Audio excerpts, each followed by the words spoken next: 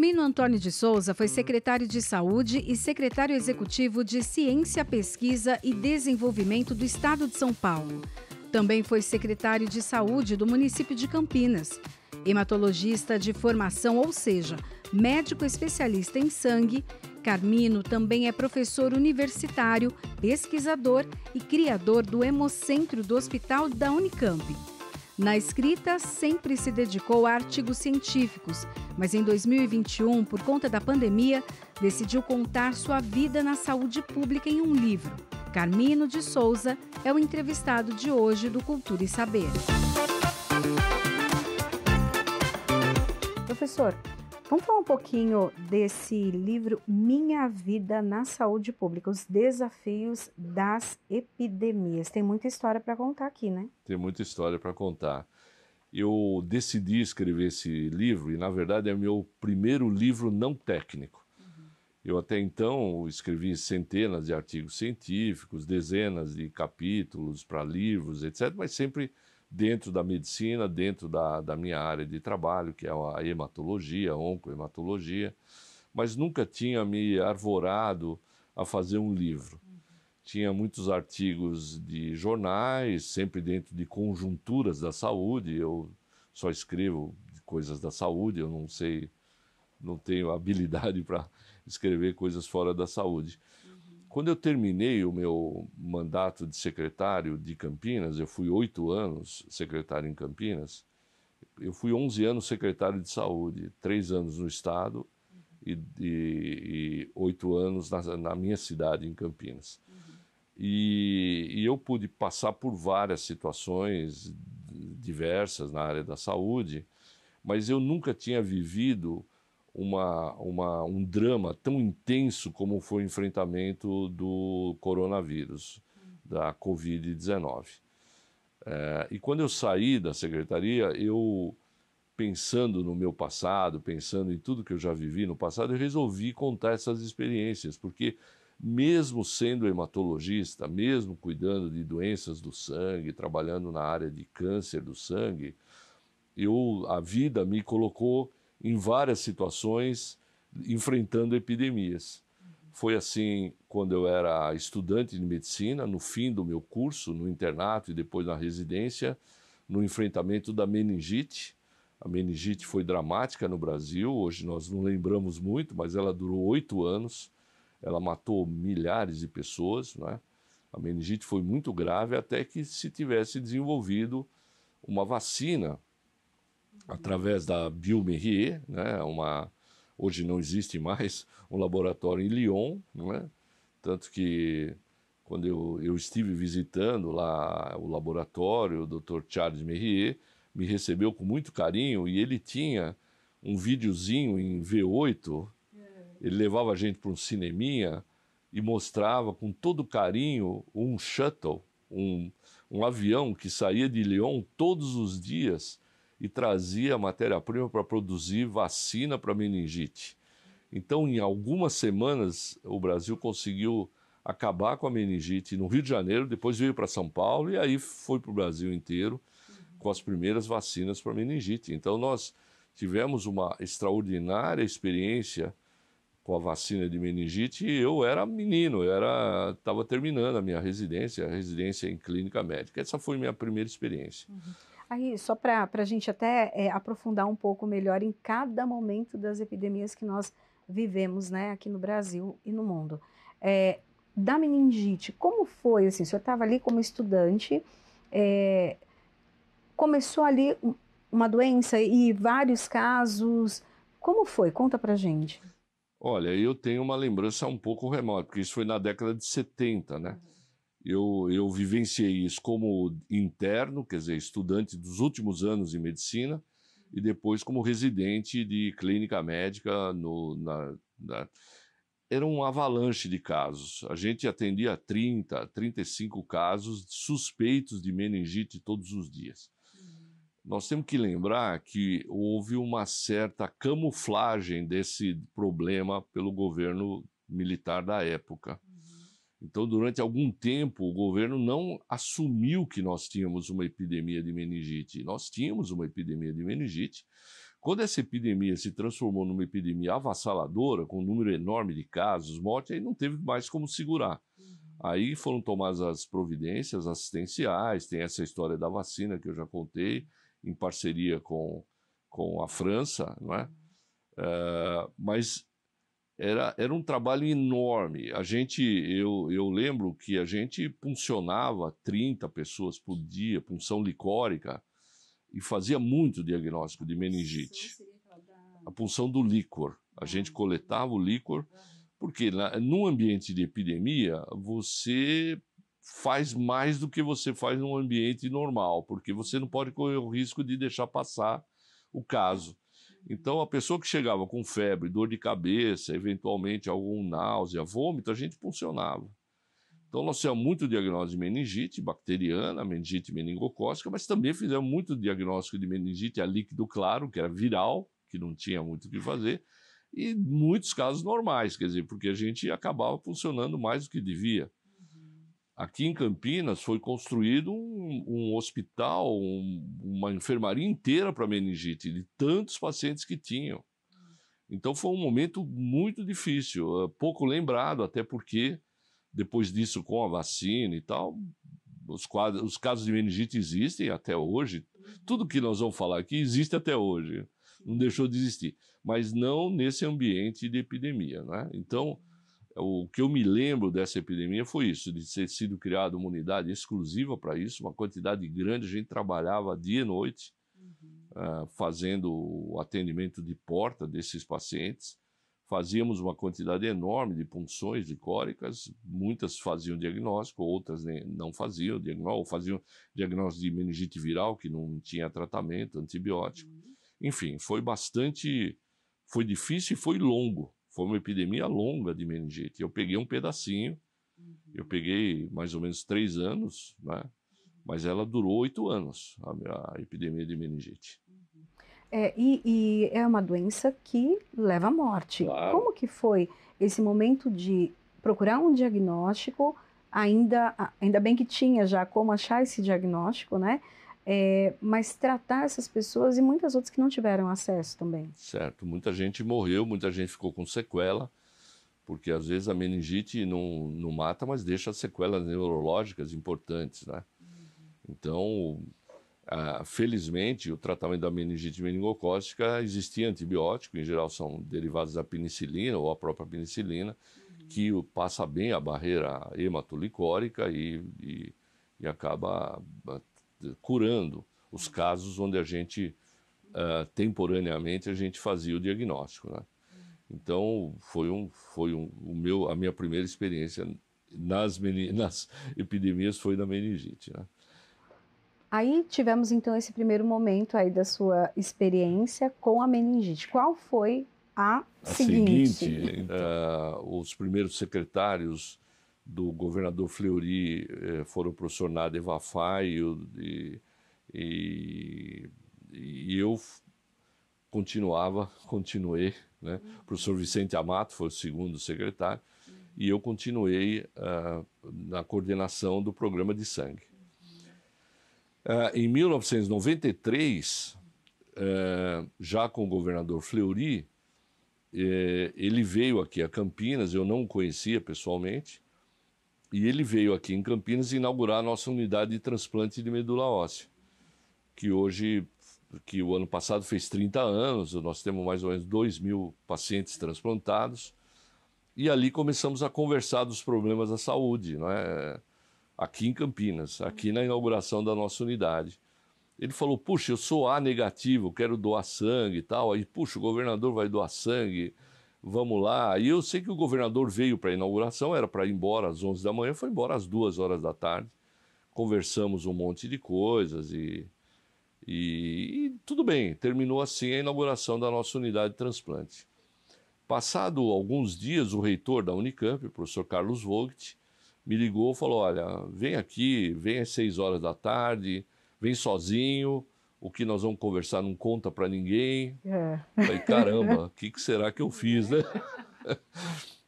Aí ele chegou e falou assim, olha, o governador gostou muito da vinda dele aqui e está considerando o teu nome para ser secretário de saúde do estado de São Paulo. Eu falei, tudo bem, eu sou servidor público, mas isso não vai acontecer. A gente sabe que o cargo de secretário, ministro, etc., são cargos sempre muito disputados, né? E eu não estava na esfera política, nunca tive filiação política, até hoje nunca tive filiação partidária, nada. Bom, mas tá bom. Aí, passado alguns dias, ele falou, onde você vai estar amanhã? Eu ia estar na secretaria, por coincidência. Aí ele falou, bom, então meio-dia eu te ligo. Na época não tinha celular, viu? Importante deixar claro isso.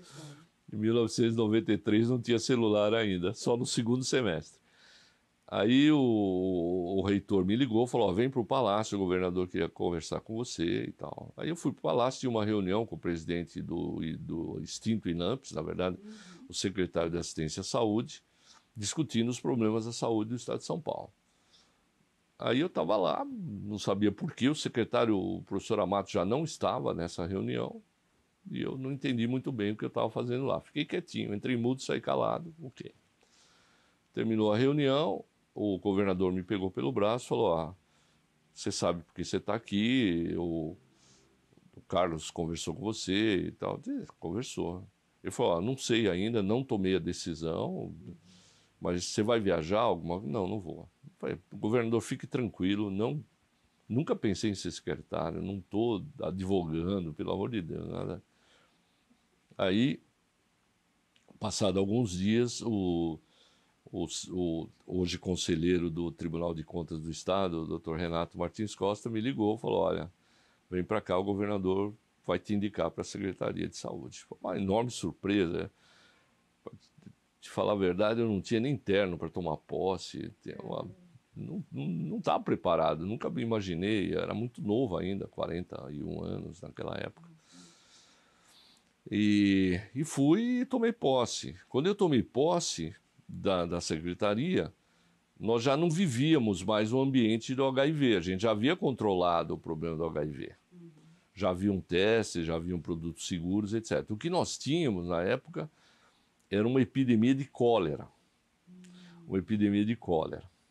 Essa epidemia de cólera começou no norte, nordeste, e vinha descendo. Fala um pouquinho para a gente até sobre, porque já é um outro tipo de contaminação.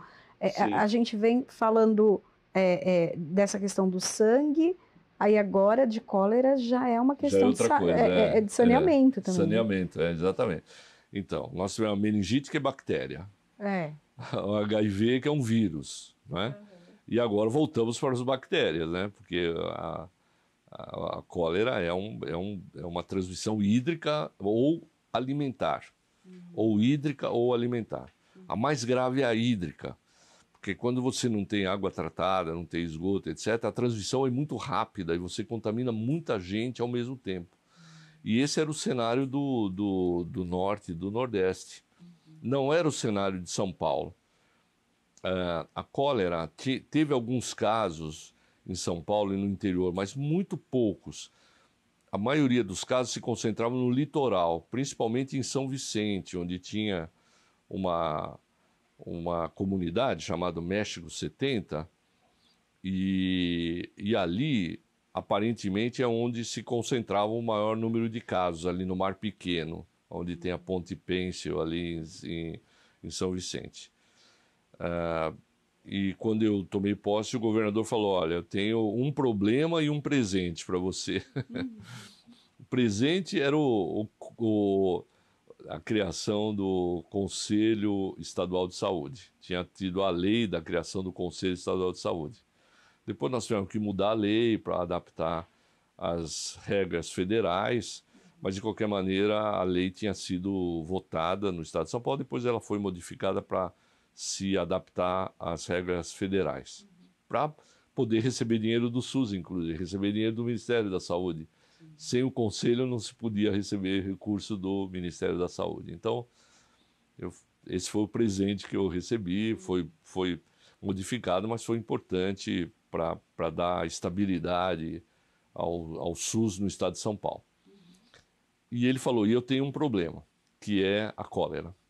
Então, você vai ter que avaliar essa história. O prefeito de São Vicente está dizendo que vai ter uma epidemia muito grande e eu estou preocupado com isso. Eu falei, sem problema, né? Pela primeira vez eu andei de helicóptero, tive um medo danado, porque você pega o helicóptero, quando você chega ali na Serra do Mar, assim que você olha, termina a Serra do Mar e aí tem um buraco, assim. E eu lembro que o piloto virou uma hora para mim e falou assim, secretário, agora nós vamos chegar em Santos, porque eu estou enxergando a linha do trem. Eu falei, ai meu Deus, o que eu estou fazendo aqui, né? A linha do trem, da linha Santos-Jundiaí, né? Bom, fomos para Santos. Eu sou santista de nascimento, então eu conheço bem Santos. E chegamos lá e fizemos várias visitas e reuniões técnicas e tal. E eu cheguei à conclusão que não ia ter epidemia de cólera no estado de São Paulo. Não ia ter. Falei para o governador, fique tranquilo, não vai explodir. E sabe por que não ia explodir?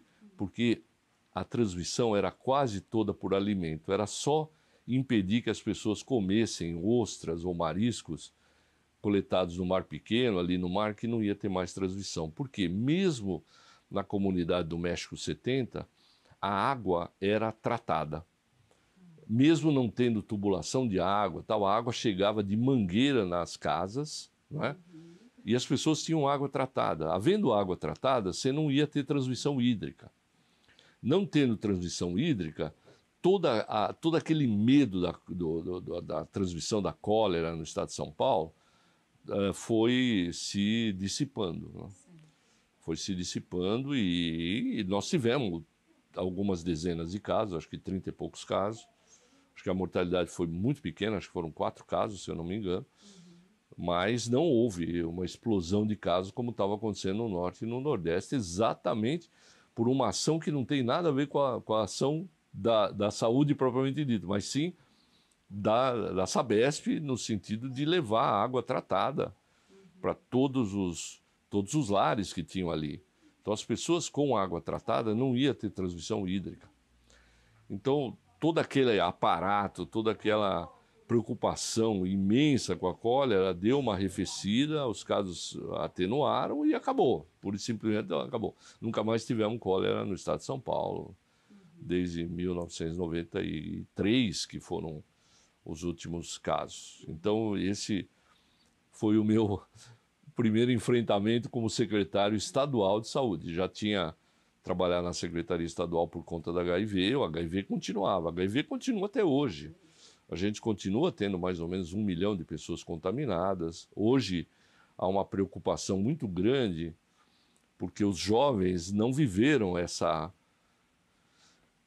situação lá de trás. Então há hoje uma certa leniência, as pessoas estão meio descuidadas, né? Então todo aquele cuidado do uso de preservativos e etc. Diminuiu muito. Isso é muito ruim, porque ainda que hoje nós tenhamos remédios para controlar, não existe ainda, com raras exceções de pacientes que receberam transplante de medula, que por acaso geneticamente enfrentavam HIV, exterminavam HIV, a doença é incurável, você tem que tomar remédio e controlar a vida inteira. E não é água com açúcar, vamos dizer assim, é um tratamento incômodo que causa um certo desconforto. Então, eu acho que um desafio do momento, que foi o desafio daquele momento, é fazer com que as pessoas se cuidem, né, do ponto de vista do vírus HIV. E agora, como não tem tantos casos e casos graves, né, não tem essa... Os jovens acabam achando que é algo normal. Foi lá, tomou o remédio, mas a tá mortalidade continua existindo. Seja por HIV direto, seja por doenças oportunistas, por exemplo, tuberculose, tumores que se associam a HIV. Eu vejo muitos linfomas associados a HIV até hoje. Então não é que acabou o HIV, não é que o tratamento antirretroviral resolveu o problema definitivamente. Não, continua tendo. Se as pessoas não se cuidarem, o problema existe. É claro que não é avassalador como foi naquele momento, com mortes uma atrás da outra e assim por diante. O sarcoma de Kaposi, por exemplo, desapareceu, que era um tipo de câncer muito associado. O número de linfomas era 60 vezes maior nos HIV positivos, hoje é 2, 3 vezes maior. Ainda é maior mas é muito menos do que naquela época. Então, na verdade, o cenário mudou, mas o risco continua. É o que eu falei, os seres humanos não se livram das pandemias. Eles não se livram. Nós não nos livramos da gripe espanhola, que é o H1N1, não é? Todo ano a gente toma vacina. Estamos começando a tomar vacina agora para a influenza, né? Nós não nos livramos do HIV, continua tendo, né? E não nos livraremos do coronavírus, da Covid, quer dizer, nós vamos continuar. Então, quando eu passei pela Secretaria de Estado da Saúde, como secretário estadual da Saúde, em 1993, 94, nós tivemos esse episódio ligado à cólera que eu reporto no meu livro, que foi bastante curto, até porque as soluções estavam não na saúde pública, em grande maioria, mas principalmente na questão de saneamento básico, que é fundamental para a saúde pública, né? Sim, até a gente vê como as secretarias precisam se conversar, né, para encontrar o melhor caminho, né? Não tem dúvida de que a saúde ela é transversal, ela passa por todas as áreas. Quando você fala em transporte, você fala em saúde, porque quantos traumas nós temos hoje, todos os dias, quantas pessoas mutiladas, quantas pessoas morrem no trânsito, é quase uma epidemia, né? Na área de segurança pública, por exemplo, quantas mortes nós temos por armas brancas ou armas de fogo todos os dias? É quase uma epidemia. Eu, inclusive, escrevi um artigo que saiu num jornal aqui, dizendo que uma das técnicas de enfrentamento de mortalidade por armas poderia ser as técnicas que nós usamos em pesquisas da saúde. Quer dizer, o planejamento de pesquisa, clínica, etc., poderia usar perfeitamente no enfrentamento, por exemplo, da mortalidade por armas de fogo, não é? Se você fizesse um planejamento, como você planeja uma pesquisa, você poderia atuar, não é, com uma metodologia científica para enfrentar a mortalidade por armas de fogo. Isso pode ser feito. Então, a saúde e a ciência, das ciências da vida, da saúde, elas são transversais, elas podem atuar em várias áreas, né? Eu acabei de citar duas, mas poderíamos citar na educação, né? Quanto que nós trabalhamos junto com a educação, né? E você pega, nós estamos, por exemplo, no mês da síndrome de Down, nós trabalhamos juntos o tempo todo, porque a criança com síndrome de Down, hoje ela tem que ter uma vida plena, o mais plena possível, e aí os cuidados da saúde e da educação são muito próximas, né? Então, na verdade, a saúde tem essa característica dela ser extremamente transversal, né? Todos nós temos a saúde como nosso bem maior, o maior bem da nossa família, dos nossos entes queridos, dos nossos amigos e assim por diante, né? Terminei a Secretaria da Saúde em 1995, e aí eu tomei uma decisão de continuar minha carreira acadêmica. Então, em 1996, eu fiz a minha livre docência, eu já era doutor desde 1986. Em 1996, eu fiz a minha livre docência e fui para a Itália. Fiquei 2 anos na Itália, fiz o meu pós-doutorado na Universidade de Gênova com o professor Andrea Battigalupo, professor Alberto Marmont, professor Gino Santini. E fiquei 2 anos lá. E por conta dessa minha ida até a Itália, nós fizemos tanta amizade, trabalhamos tantos, que a gente criou uma associação ítalo-brasileira de hematologia, que há mais de 20 anos, 25 anos, ela faz um evento, um ano na Itália, um ano no Brasil. O ano passado foi em Pavia, na Itália, esse ano vai ser em São Paulo, o ano que vem volta para a Itália. E produzimos ciência, muitos trabalhos científicos, treinamos muita gente. E o ano passado eu escrevi um livro que conta um pouco desse relacionamento com a Itália. Um livro celebrativo de 20 anos da associação, não da cooperação. A cooperação tem mais. E nós fizemos esse livro em 3 línguas. Nós fizemos em português, em italiano e em inglês, para que as pessoas pudessem, fora do âmbito do Brasil e da Itália, entender como uma cooperação forjada na amizade. A quantidade de ítalo-brasileiros é enorme, né? O maior contingente de italianos fora da Itália é no Brasil, particularmente no estado de São Paulo. Nós temos provavelmente 24, 25 milhões de ítalo-descendentes no estado de São Paulo. Então foi extremamente prazeroso ter feito esse livro. Esse livro tem um QR Code que tem a fotografia da nossa intimidade, né? Porque a motivação de fazer esse livro foi muito forjada numa trilogia chamada Meus Caros Amigos, ou Amici Miei em italiano, que é muito engraçado. São comédias que foram feitas há décadas atrás que contam um pouco esse nosso jeito de ser, que é muito jeito italiano, brincalhão, gozador, aquele que fala com as mãos e assim por diante. Então, quando tem que ser sério, nós somos sérios. Quando tem que ser relaxado, nós somos assim, né? Então, esse livro um pouco está nesse ambiente, que não é um ambiente científico, mas é um ambiente de celebração, né? E isso começou exatamente quando eu fui para lá, em 1997, 98. Fiz 2 anos, a minha carreira acadêmica mudou visceralmente daquela época para cá, porque ela decolou em termos de produção, e esse relacionamento com a Itália se mantém até hoje e não vai acabar. A gente vai passar para os colegas e os colegas vão seguir. Né? Aí quando você fala até do estudo do sangue, quando se faz um comparativo até com outros países, há alguma diferença, tanto na questão do sangue em si mesmo, dos brasileiros, ou o estudo que se tem em relação a isso? O senhor até comentou que o Brasil tem hoje, pode-se dizer, um dos melhores sangues, né, do mundo. É verdade. Bom, nós temos que dividir. O Brasil tem uma característica que talvez vocês não conheçam e a população também não se dá conta. O Brasil é um dos poucos países onde o cuidado do doente hematológico, que é a hematologia, está junto com a transfusão sanguínea, em todas as suas características. Normalmente no mundo não é assim. Normalmente a hematologia é separada da transfusão.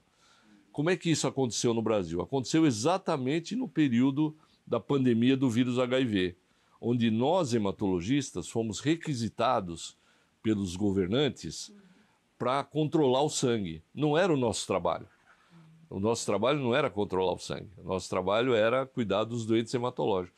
Mas aí a nossa associação hoje e a nossa residência médica, a nossa formação, ela é integral. Ela inclui a hematologia, doenças do sangue, cuidados de anemias, leucemias, linfomas, mieloma múltiplo, assim por diante, hemofilia, assim por diante, com a questão da transfusão sanguínea. Então, garantir o suporte de glóbulos vermelhos, plaquetas, plasma e produtos hemoderivados, etc. Isso é uma característica do Brasil. É interessante porque poucos países do mundo, quase nenhum, tem essa característica, né? Então, isso fez com que a nossa especialidade se tornasse uma especialidade muito forte, porque a gente deu, vamos chamar, o suporte científico à transfusão, que não tinha até então, e a transfusão deu um suporte logístico e de programa que nós não tínhamos também na hematologia. Então, isso criou uma área extremamente forte. Como nós estamos na área transfusional, eu acho que nós somos muito respeitados no mundo inteiro, com sangue de muito boa qualidade, uma produção científica muito importante. E na hematologia também. Nós crescemos de maneira dramática nos anos recentes. Eu posso dizer a você que quando eu fiz residência lá atrás, na década de 70, a hematologia era uma especialidade primitiva, era uma especialidade pequena. Primitiva no sentido de que a gente não tinha praticamente tecnologia. A gente trabalhava com coisas primárias, simples, né? Hoje não, hoje nós somos, para você ter ideia, o nosso congresso de hematologia reúne 7.200 participantes todos os anos. Nós somos o 3º congresso do mundo ocidental. A gente perde para o congresso americano, que na verdade tem características quase de um congresso mundial. A gente perde para o Congresso Europeu, que reúne o americano mais ou menos 20, 25 mil pessoas, e o europeu mais ou menos 14 mil, 15 mil pessoas, e o brasileiro 7 mil pessoas.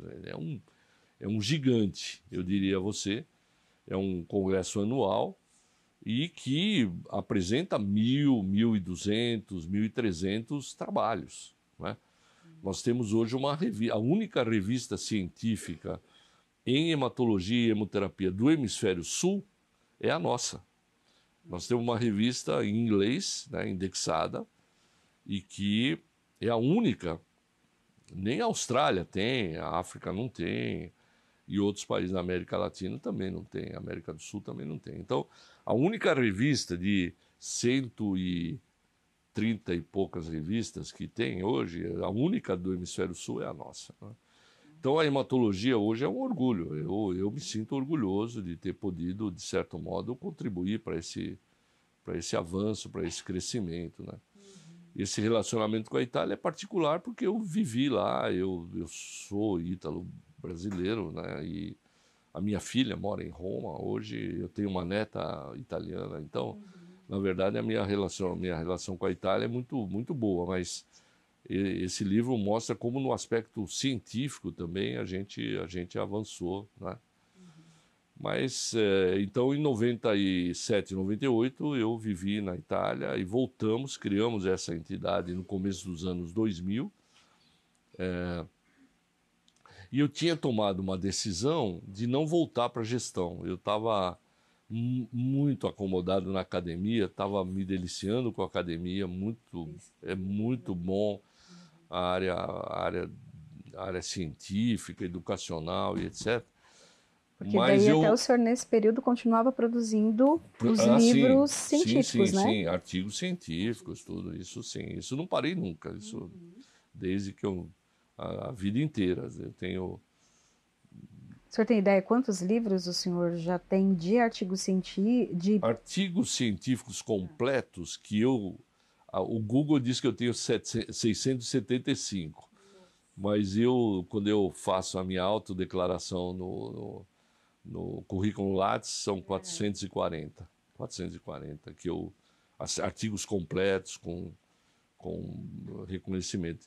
Em congresso, mais de 1.000 em congressos, e artigos e capítulos de livros são, acho que 30 mais ou menos. Livros completos, 4. Estou lançando um agora sobre o SUS, então será o meu 5º livro. E estou me estruturando para fazer. Eu nunca me preocupei em fazer livros, porque na nossa área a gente apresenta a produção através de artigos científicos, né?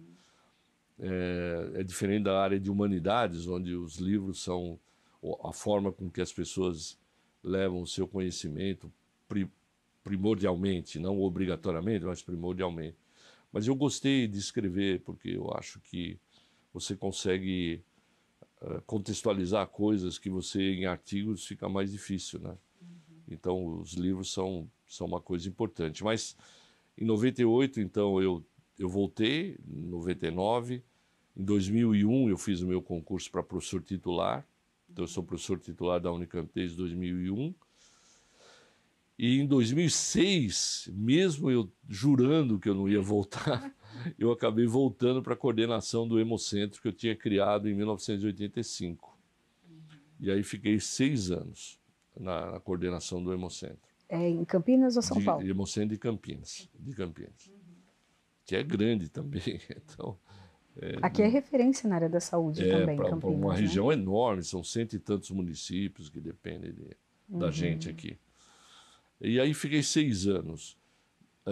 Em 2012, o prefeito eleito, que eu conhecia pouco, assim, conhecia de algumas situações eventuais, me convidou para ser secretário municipal de saúde. E eu aceitei. Simples assim, né? Simples assim. Nunca tinha... Mas a Campinas foi a cidade que me deu tudo, né? A família que eu tenho, a carreira que eu tenho. Então eu achei que era uma forma de contribuir com a cidade, com a região, né? Campinas é um polo uma cidade complexa, porque é um entroncamento aqui, então você tem uma população grande, mas tem uma população flutuante enorme, tem um hospital, tem vários hospitais, tem um aeroporto enorme, tem rodovias, ferrovias, enfim, é uma cidade complexa E uma na área da saúde. universidade também, Várias referência mundial, né? universidades, uma muito famosa, que é a minha, que é a Unicamp, que é a segunda maior do país, enfim. Então eu assumi. E na prefeitura foi onde eu vivi situações muito aflitivas na saúde, talvez as mais aflitivas da minha vida, que foi o enfrentamento de duas grandes epidemias de dengue, Zika, chikungunya, febre amarela, passou rapidamente, mas todos os anos nós tivemos arboviroses. Os anos são sempre muito diferentes. Um ano você tem um tipo, outro ano você tem outro tipo. É uma doença um pouco cíclica, a gente está vendo agora o drama da dengue no Brasil, né? Estamos vislumbrando a vacina. Pela primeira vez, eu acho que nós estamos perto, realmente, da vacina. Então, eu assumi a Prefeitura de Campinas em 2013 e uma das primeiras reuniões que eu fiz com o prefeito, eu disse a ele que nós tínhamos perdido a guerra contra a dengue. Por quê? Porque, por uma determinação da Justiça, nós tivemos que mandar 1.500 funcionários embora, por um problema que não cabe aqui a gente discutir, nem quero colocar o mérito disso, mas o fato é que nós tivemos que mandar 1.500 funcionários embora e perdemos todo o contingente de enfrentamento da dengue. Porque a dengue não se enfrenta na epidemia. Na epidemia, você volta para casa, cuida da pessoa. Cuida das pessoas, cuida do sistema de saúde, etc. A epidemia você enfrenta na entre-safra, vamos dizer assim, no período interepidêmico, que a gente chama, usando o termo técnico correto. Você combate o ano todo. O melhor momento para você enfrentar a dengue é no inverno, que é quando você não tem doentes, não tem doença. E nós perdemos a nossa capacidade aqui em Campinas de fazer isso. E aí tivemos que remontar agentes de controle ambiental e assim por diante. Então, eu sabia que nós teríamos grandes epidemias por falta de estrutura da cidade mesmo, que a gente ia ter que remontar. E tivemos duas grandes epidemias, e que eu aprendi muito. A mortalidade foi muito baixa, 0,001, acho que foi a mortalidade. Mas o número de casos foi enorme. E a dengue, você estrutura o teu sistema de saúde, você estrutura a área de diagnóstico, de hidratação, etc. E o mais rápido que você puder fazer essas ações, você salva muitas vidas. A dengue não mata muito. Se você tiver um sistema de saúde organizado, treinado, você perde pouquíssimas pessoas. Morrem as mais suscetíveis, né? Os idosos, muito idosos, frágeis, crianças muito pequenas que também têm fragilidade imunológica, assim por diante. Então nós tivemos duas epidemias com mais de 50 mil casos, em 2015 e 2016. E daí não foi só a dengue, né? Porque ela trouxe também a zika e chikungunya, com consequências graves Foi também. o que eu falei a você, todos os anos foram diferentes. Aqui teve uma característica muito interessante, nós não tivemos nenhum caso de microcefalia por zika. Apesar de termos bastante casos de zika, nós não tivemos nenhum caso de microcefalia. Nós aí fomos estudar a microcefalia, porque ela não acontece só na zika. Tem várias doenças que pode dar. Toxoplasmose, sífilis, outras viroses, outros vírus, citomegalovírus podem dar. Então a gente foi estudar e saber. E a gente viu que mais ou menos Campinas tinha 15 casos por ano de microcefalia associada a essas outras doenças. E uma coisa muito curiosa que aconteceu foi que os dois primeiros casos de zika que nós tivemos em Campinas foram por transfusão. Aconteceu um fato no nosso hemocentro, um doador de repetição e um doador consciente, né? Ele doou sangue e 2 dias depois ele começou a ter sintomas que ele achava que era dengue. E ele voltou no centro e falou, olha, eu estou com dengue. E eu doei sangue agora, há 2 dias atrás. Falamos, puxa, o que nós vamos fazer? Fomos atrás do sangue, já tinha sido transfundido. Uma hemácia tinha sido transfundida e as plaquetas tinham sido transfundidas. Quem recebeu? Aí fomos atrás. Um era um receptor de um transplante de fígado e o outro era um politraumatizado. Os dois... Bom, aconteceu um negócio que foi o seguinte, nós fomos fazer o PCR e fazer o sequenciamento e vimos que não era dengue. Não era dengue. O sequenciamento e o PCR mostrou que era a Zika. E aí nós colhemos sangue desses 2 pacientes e os 2 tiveram o sequenciamento para Zika. Então, os nossos 2 primeiros casos de Zika em Campinas foi diagnóstico por transfusão. E o que nós vimos é que a Zika transmitida pelo sangue não causou nenhum problema nos pacientes. Eles não tiveram nenhum efeito adverso, não tiveram febre, não tiveram nada. Então, a Zika pode ser transmitida pelo sangue, é uma informação científica importante, e ela é pouco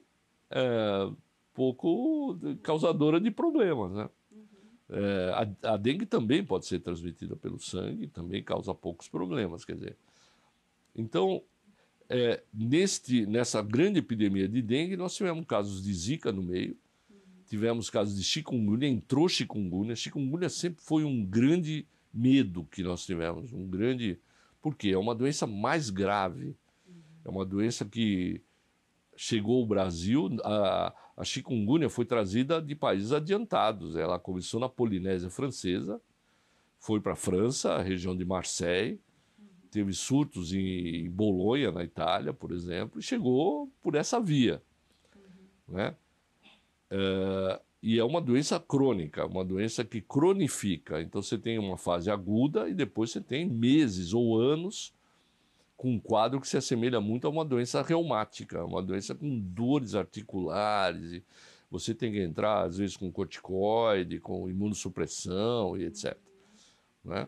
E no Brasil, a chikungunya ela mostrou uma face mais cruel, porque a mortalidade foi bem mais alta do que tinha sido, por exemplo, na França ou na Itália. Então, a chikungunya foi e continua sendo um grande problema.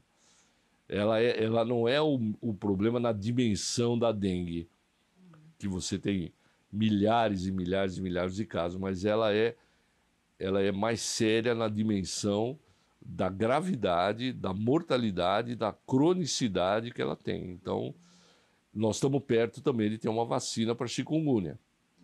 Muito provavelmente, a vacina para chikungunya vai chegar antes da dengue. O Butantan está cuidando de finalizar todos esses estudos e de produzir. Então, nós vamos ter. A Zika, o grande problema da Zika foi a microcefalia, que foi a infecção das gestantes numa fase precoce da gestação e que causou grande dano ao sistema nervoso central de centenas de crianças, principalmente no Nordeste. A Zika ela não causa o mesmo drama epidêmico da dengue e da chikungunya. São doenças de evolução muito leves e de evolução muito favoráveis, muito benignas, né? Mas ela é teratogênica, quer dizer, ela causa um problema grave no feto. Esse é o maior problema, é o tropismo, quer dizer, é a avidez que ele tem pelo sistema nervoso central, a infecção do sistema nervoso central, destruição de células do sistema nervoso central, e as pessoas, a microcefalia, ela é um reflexo da redução do volume encefálico. Então, essas crianças acabam tendo problemas muito sérios na vida exatamente por conta dessa redução da massa encefálica, o que causa inúmeros distúrbios ao longo da vida. Então, eu convivi. A febre amarela...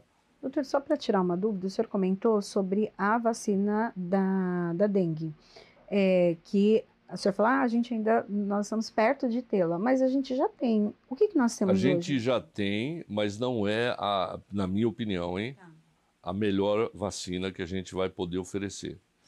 Eu acho que a vacina do Butantan, além de ter uma cobertura tetravalente, só não foi possível estudar o tipo 3, porque não circulou.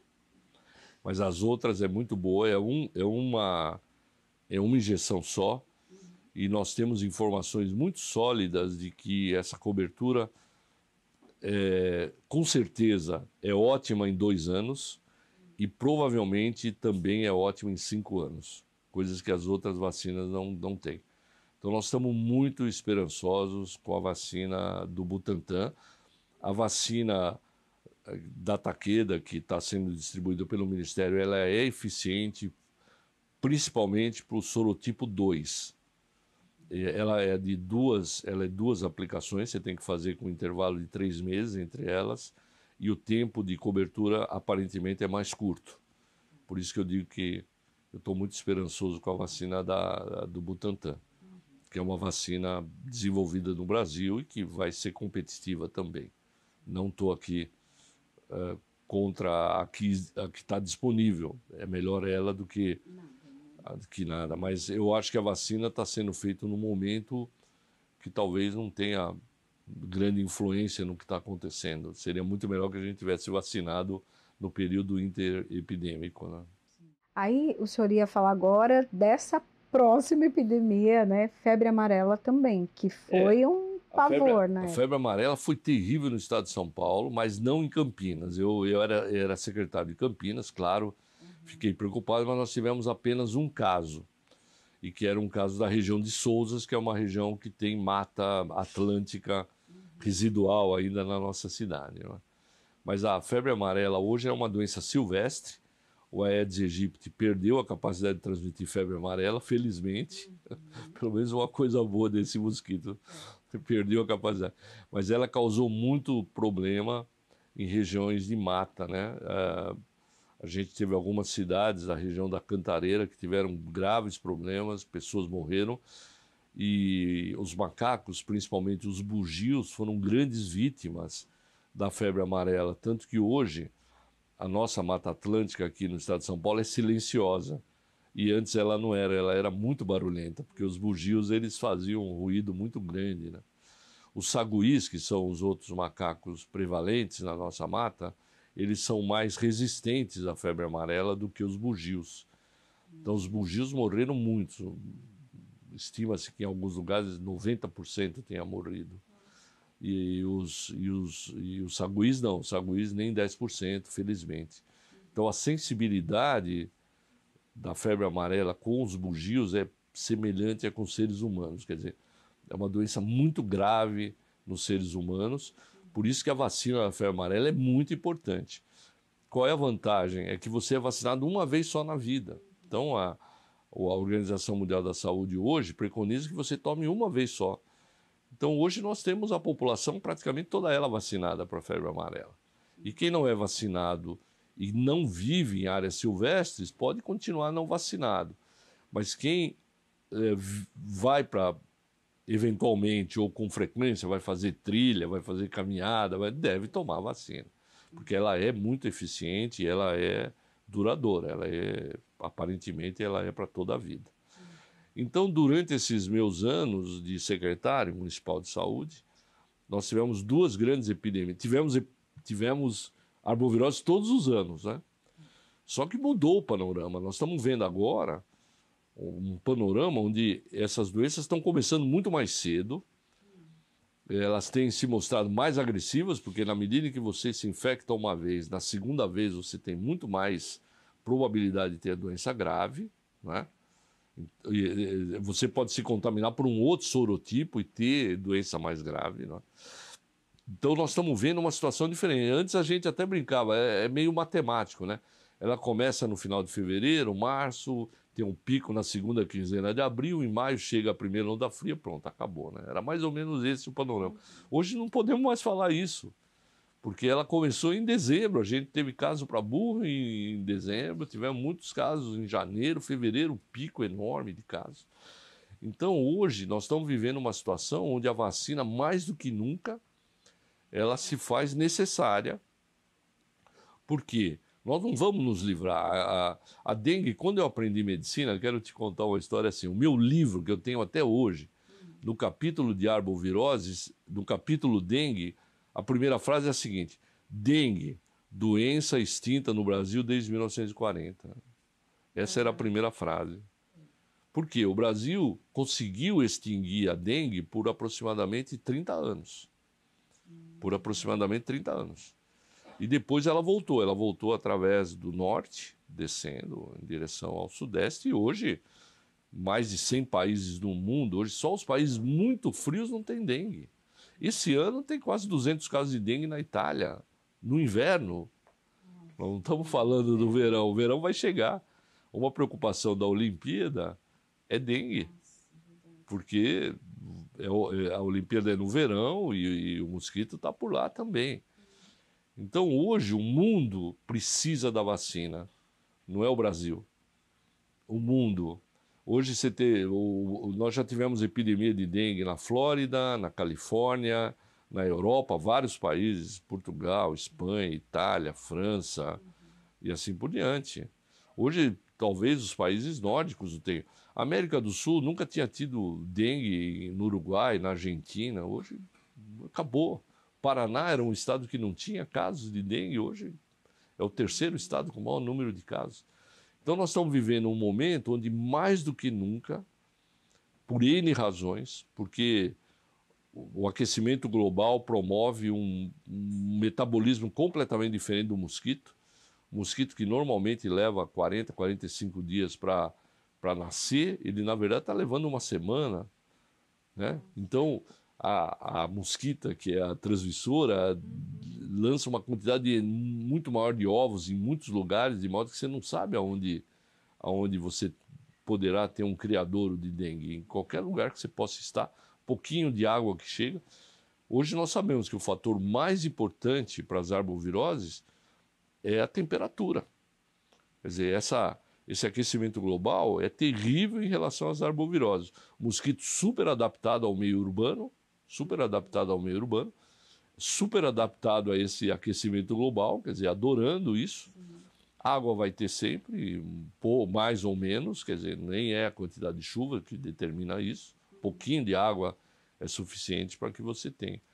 Então eu torço fortemente, mas que a gente tenha rapidamente a vacina, tanto para chikungunya, pela gravidade, como para dengue, porque é uma doença que vem se alastrando através do mundo. Nós temos milhões de casos. No Brasil, já esse ano, milhões de casos, não é? Com uma mortalidade que é baixa, mas não é desprezível. Uma vida, quanto vale uma vida? Vale muita coisa.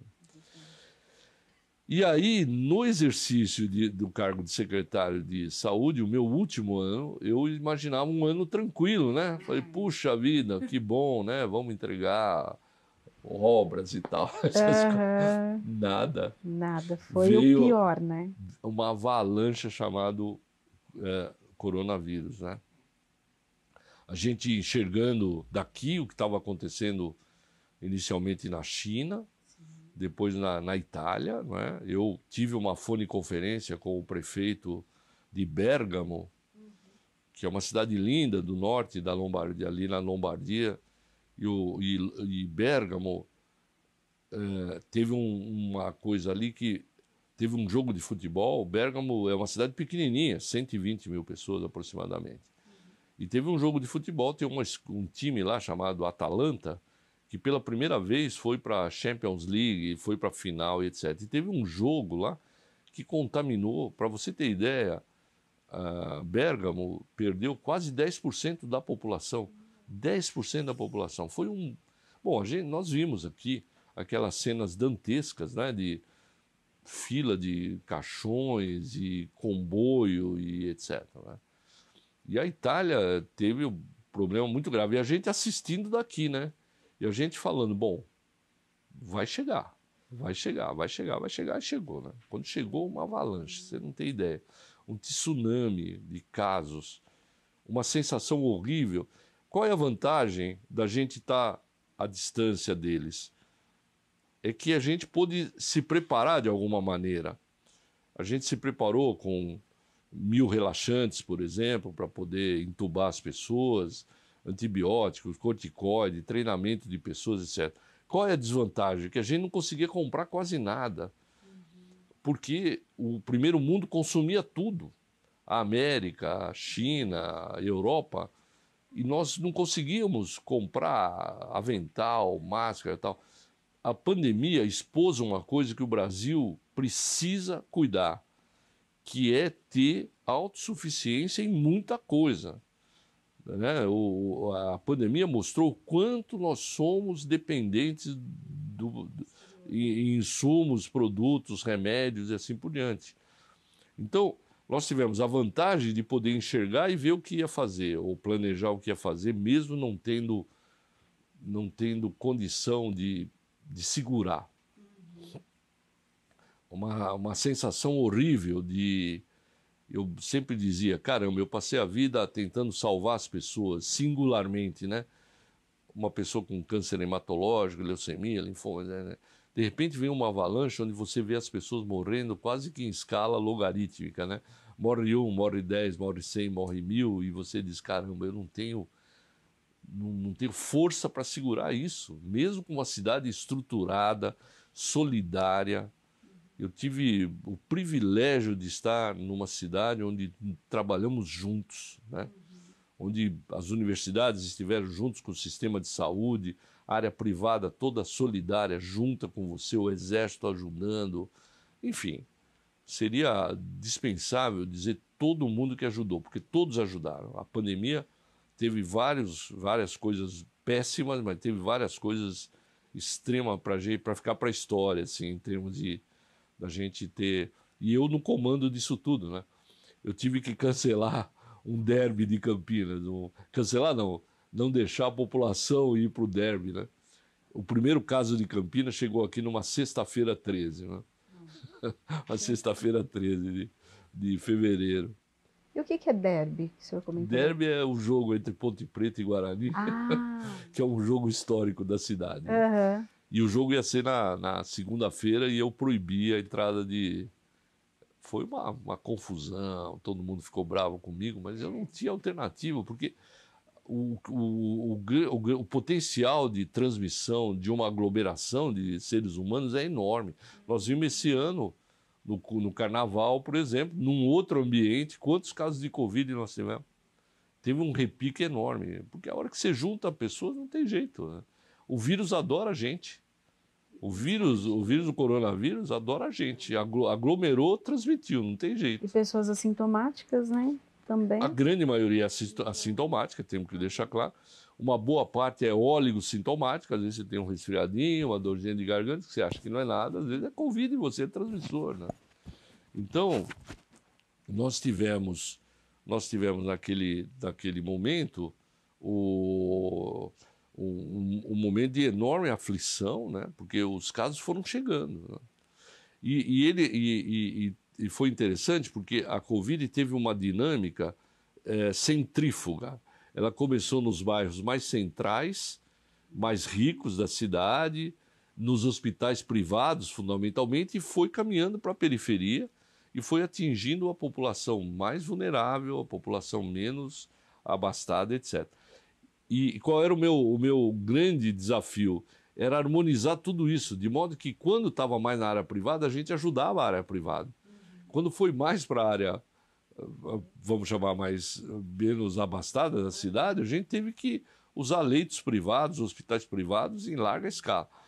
Eu, com todo o sentimento que eu tenho de tristeza, porque isso foi realmente uma coisa dramaticamente triste, eu tenho um sentimento que nós não deixamos ninguém para trás. Todos foram atendidos. Nós demos dignidade a todos eles. Né? Agora, coisas tristes que nós nunca tínhamos vivido, por exemplo, é o respeito ao luto, ao culto Quer dizer, você vê um ente querido teu empacotado num saco preto e enterrado dessa maneira, sem você poder se despedir, São coisas que foram muito tristes. Felizmente, tudo passa, a gente viveu, deixamos um legado de ter atendido, mas sem dúvida nenhuma, talvez tenha sido o momento mais dramático que eu conto no meu livro, de enfrentamento de uma epidemia, porque não foram essas as características das outras epidemias que eu vivi. Não foi assim na meningite, não foi assim em HIV, não foi, mesmo com HIV, com um grande componente. Eu fui a alguns congressos em Montreal, em Estocolmo, na Holanda, onde os dirigentes, os ministros, não conseguiam falar de tanto que a população reivindicava. Para você ter ideia, foi um frisson, um negócio dramático o início da epidemia do vírus HIV. Você não controlava o sangue de um lado, você não tinha remédio do outro, até que começasse o AZT, começasse outros. Então, mas era um outro cenário. Não tinha esse cenário do coronavírus, onde todo mundo para casa, as cidades mortas, você não via ninguém na cidade, não tinha ruído, um silêncio absoluto, etc. E casos, quer dizer, chegando nos pronto-socorros, nos pronto-atendimentos, porque aí, diferente das arboviroses, onde o combate é feito na atenção primária, a atenção primária ajuda e muito, mas, na verdade, o jogo mais dramático era nos hospitais. Você não tinha equipe para cuidar de tanta gente. Você não tinha tanta gente treinada para entubar e usar respiradores. Nós tivemos que compor pessoas sêniores com pessoas júniores. Quer dizer, a escala de trabalho, muitos se contaminaram porque num ambiente desse de trabalho não tinha jeito. Então, foi um momento muito duro, né, de enfrentamento da epidemia. Felizmente passou, teve uma segunda onda que eu já não era mais secretário, mas aí o sistema já, vamos dizer, mais equipado, preparado, etc. Mas mesmo assim foi muito dura. A segunda onda acho que foi pior que a primeira em termos de mortalidade, mas aí eu já não era mais o secretário, já era um colega meu também de departamento, o Lair, e foi pior o de 2021 do que foi a de 2020. Mas a de 2020 a gente deixou o sistema organizado para 2021. A gente não esperava que a cepa amazônica fosse tão pior do que a cepa original de Wuhan, né? Que foi a primeira, a cepa chinesa. Então foi assim, a epidemia de coronavírus para mim foi a mais terrível, a mais marcante, onde eu tive realmente mais dificuldade.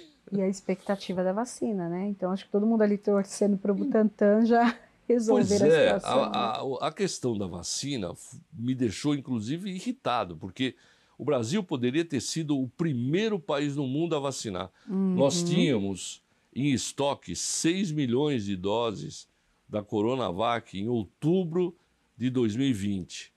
E nós não houve permissão para fazer.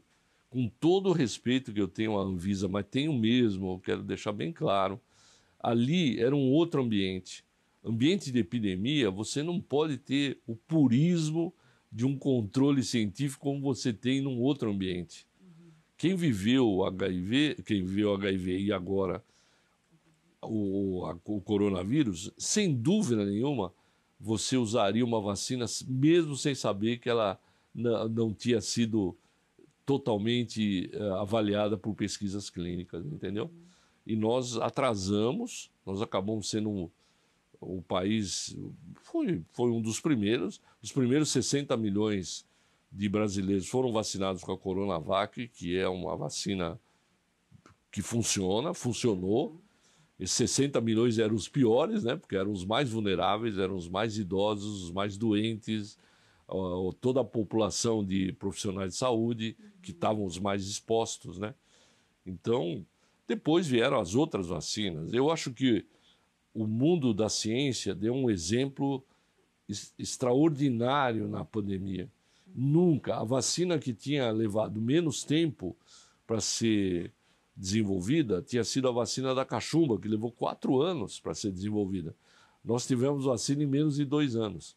E poderíamos ter tido até antes, se não tivesse tido todo esse purismo, vamos chamar, científico ou metodológico, né?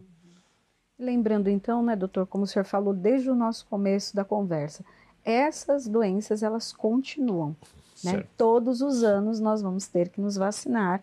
Então, é uma Isso. coisa que as pessoas colocam até em xeque. Por que vacinar? Por que tomar de novo a vacina da Covid? Por que tomar influenza de novo?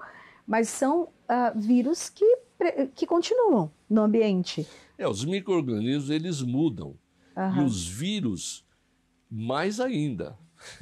Eu sempre brinco, vírus é assim, um dia ele é um orangotango, outro dia ele é um chimpanzé, outro dia ele é um... Quer dizer, ele vai mudando, é sempre, vamos chamar de macaco, vamos dizer, ele é sempre um vírus, mas ele vai mudando, e mudando as características, ele pode ser menos agressivo, ele pode ser mais agressivo.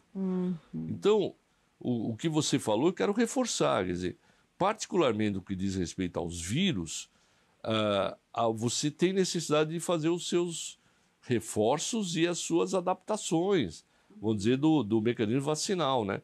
O que é que eu espero para o futuro? Espero que a gente possa fazer vacinas combinadas, não é? Influenza e coronavírus na mesma vacina. O Butantan está trabalhando nesse sentido de ter uma vacina conjugada por um preço bem menor, né?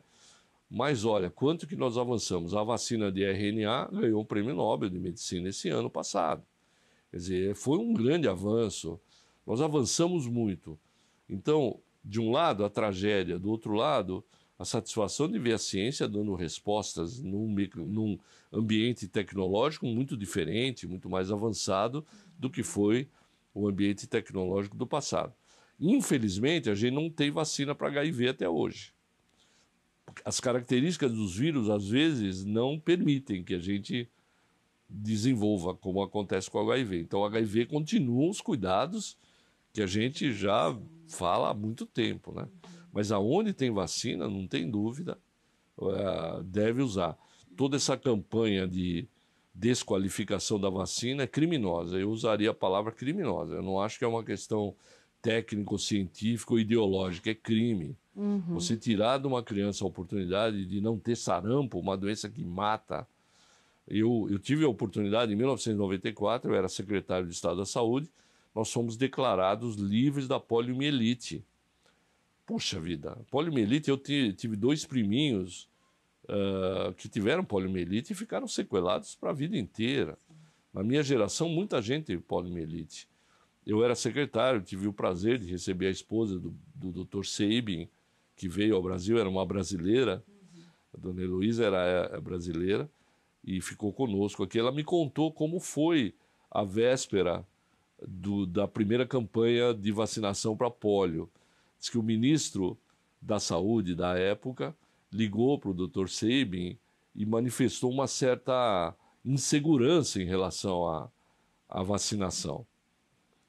E o Dr. Seibin teria dito a ele, ministro, o senhor é que sabe, o senhor só tem 2 opções.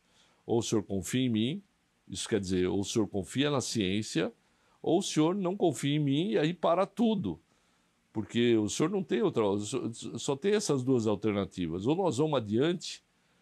Felizmente, o governo tomou a decisão de ir adiante e nós acabamos com a poliomielite. Não é? Então, essa é uma história que me foi contada pela esposa do Dr. Seibin, pessoalmente, né? E que mostra o quanto é importante a vacina. A vacina fez a mortalidade infantil no Brasil cair de 3 dígitos para 2 dígitos. Caiu de 100 por 1000 para 30 por 1000. Quer dizer, hoje é abaixo de 10 em muitos lugares, como aqui em Campinas. Mas, caramba, será que precisa mais alguma coisa para demonstrar a importância das vacinas? Quer dizer, os números estão aí, a história... Claro que a vacina não substitui tudo, mas ela é um avanço absolutamente impressionante. Professor, e para a gente terminar aqui a nossa conversa, tem um outro livro que ainda está no forno, né? Que vai contar um pouco a história do SUS. Um sistema que, o Sistema Único de Saúde, que é um orgulho, né? E também é único no mundo, né? Se nós não tivéssemos o SUS na pandemia, teríamos a barbárie no Brasil.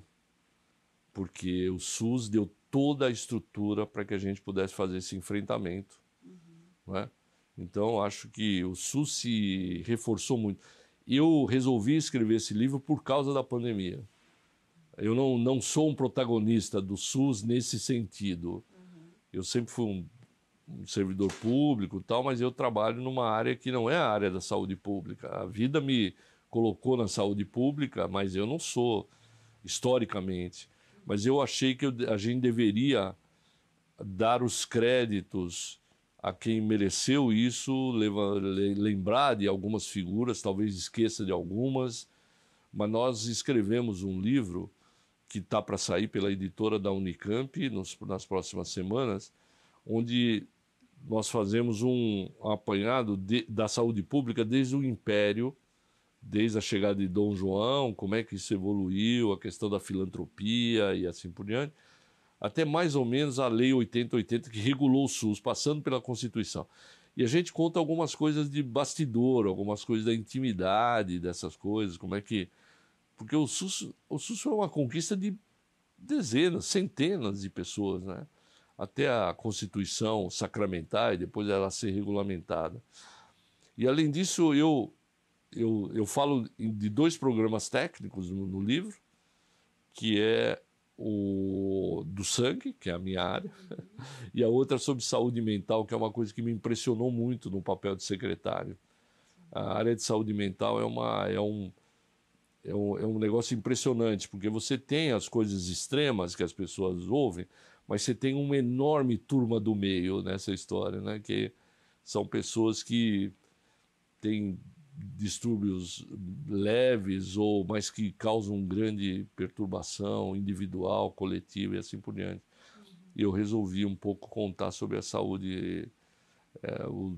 O livro chama A Epopeia do SUS, um avanço civilizatório, esse é o nome do livro, e eu compartilho com um grande colega e um jornalista, colega teu aqui de Campinas, e uma advogada que ajudou muito na elaboração jurídico-institucional do SUS. Então nós nos juntamos e fizemos esse livro, tá para sair.